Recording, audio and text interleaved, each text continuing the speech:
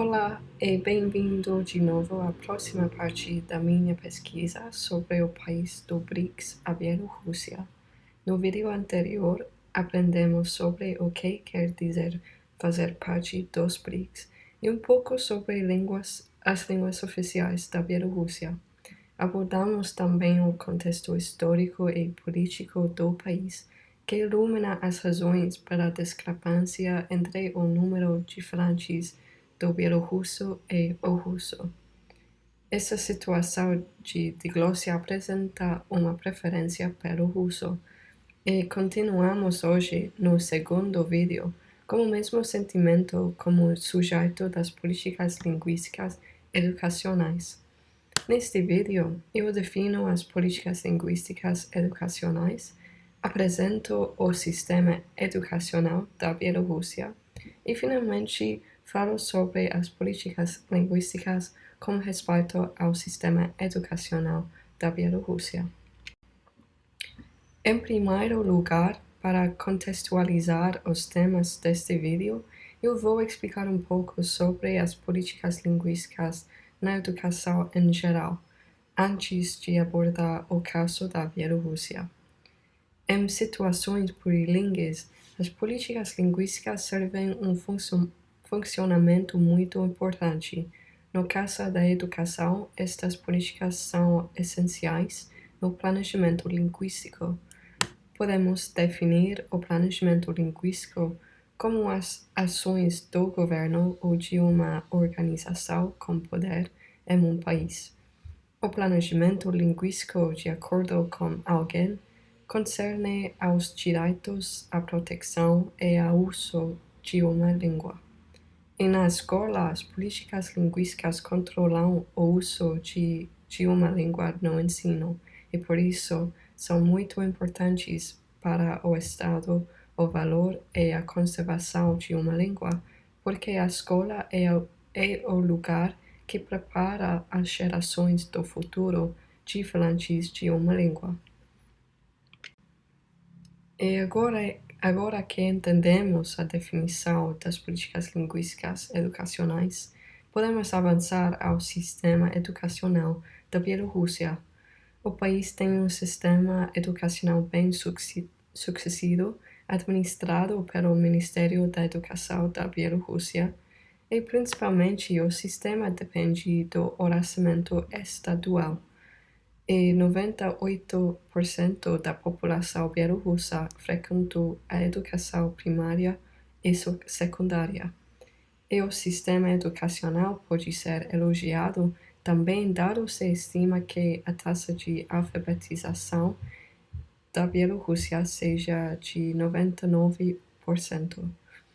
E todos os níveis da educação na Bielorrússia usam as duas línguas oficiais, o bielorrusso e o russo. E quanto à estrutura do sistema educacional da Bielorrússia, a educação é obrigatória para aqueles de idade entre 6 e 15 anos. Aqui podemos ver a estrutura do sistema educacional no gráfico.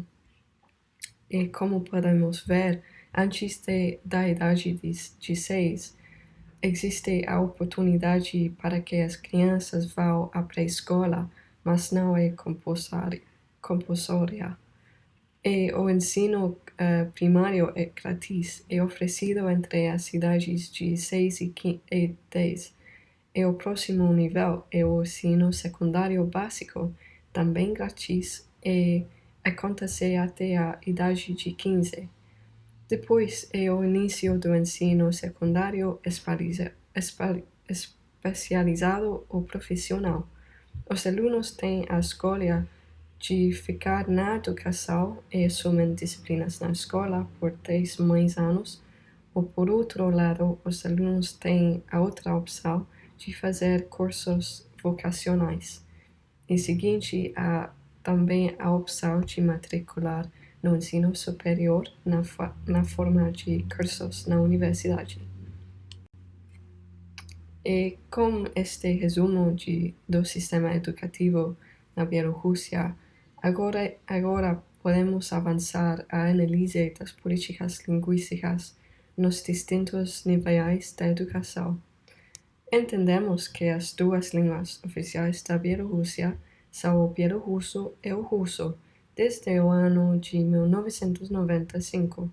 Consequentemente, estas são também as duas línguas oficiais no sistema educativo no país.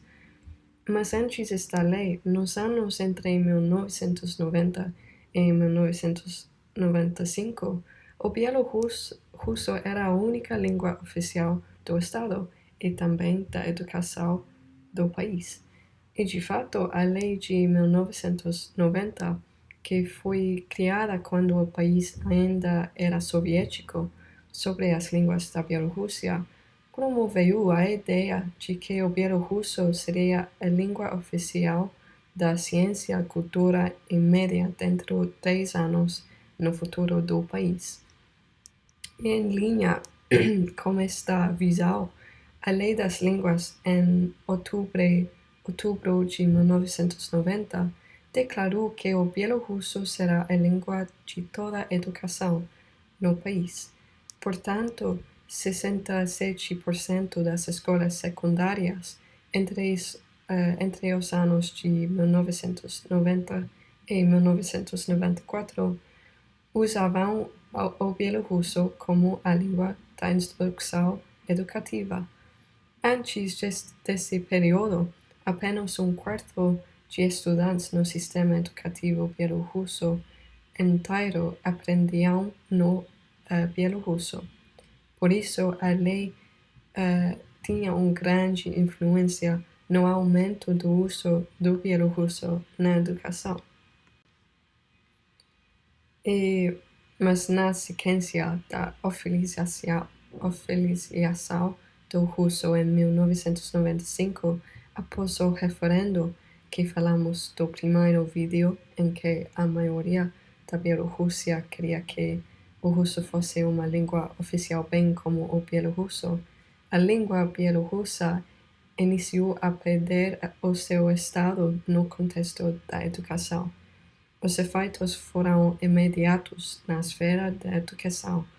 A porcentagem dos estudos no ensino primário que estudava no bielorrusso reduziu de 75% para 38%.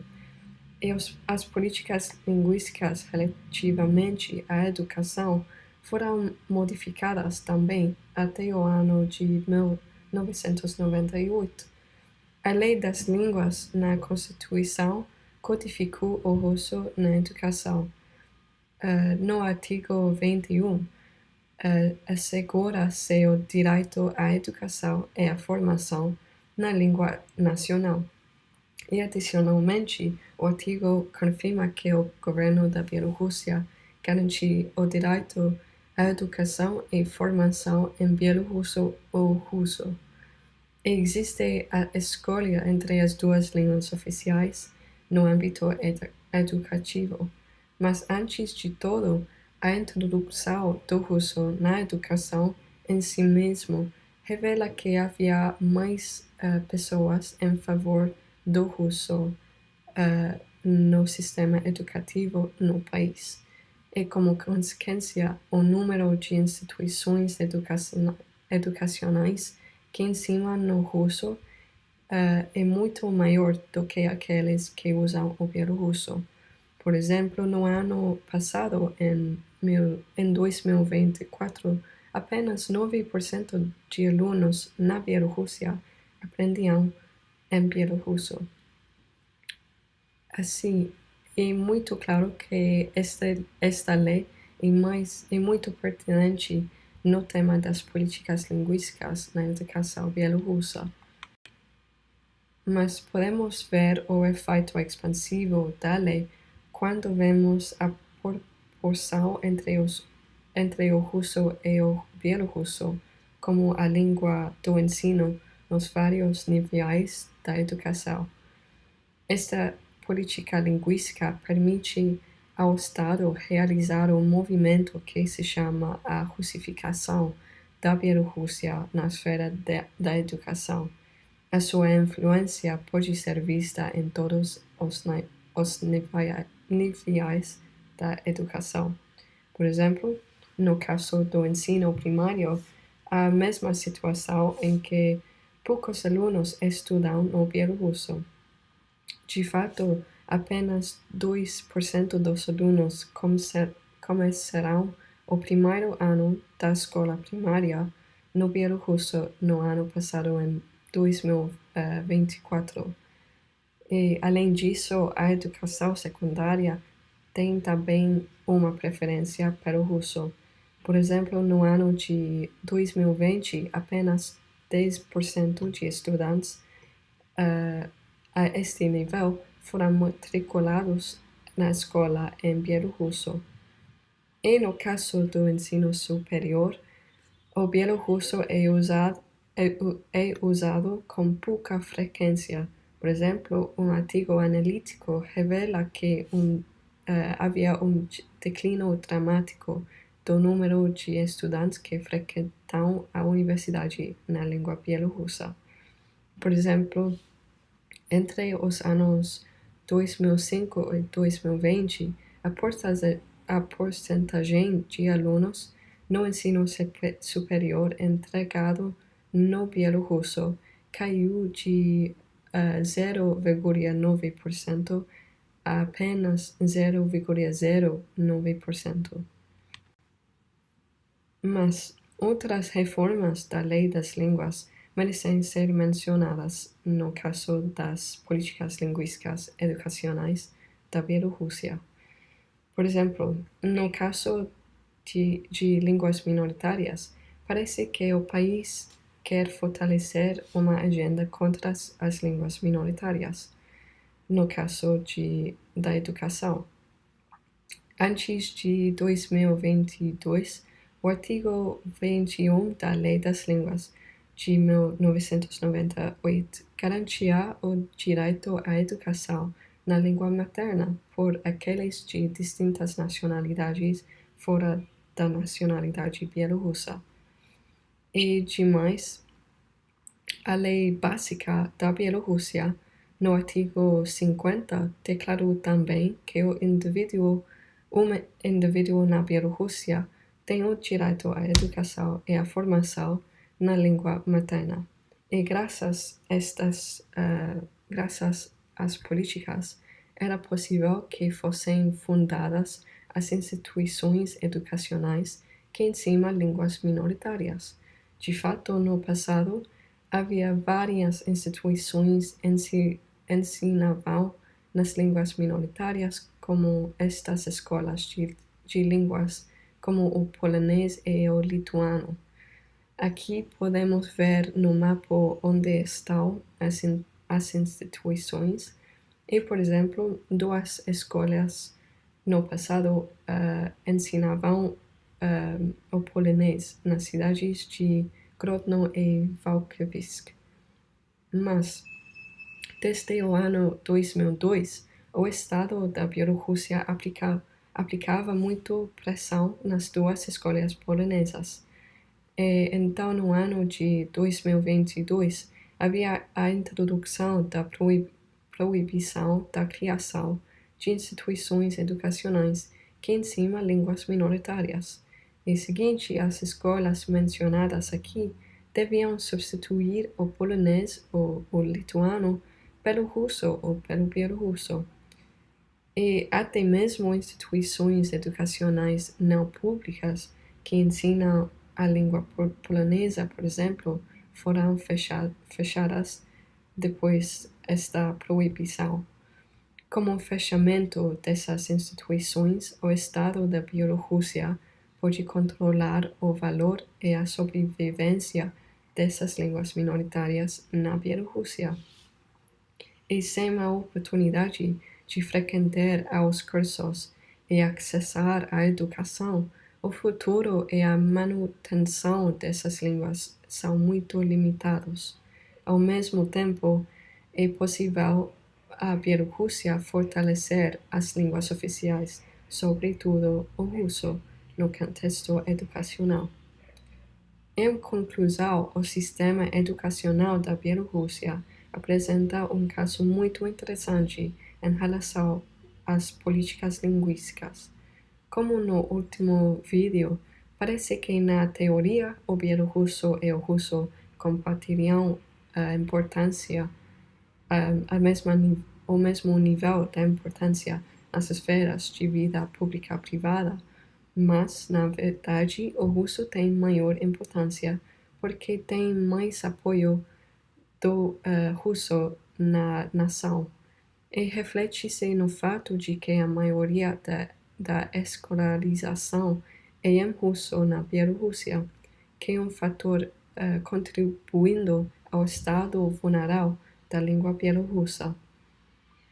Por exemplo, menos crianças aprendem o bielorrusso na escola e por isso há pouca esperança por um futuro estável da língua bielorrussa.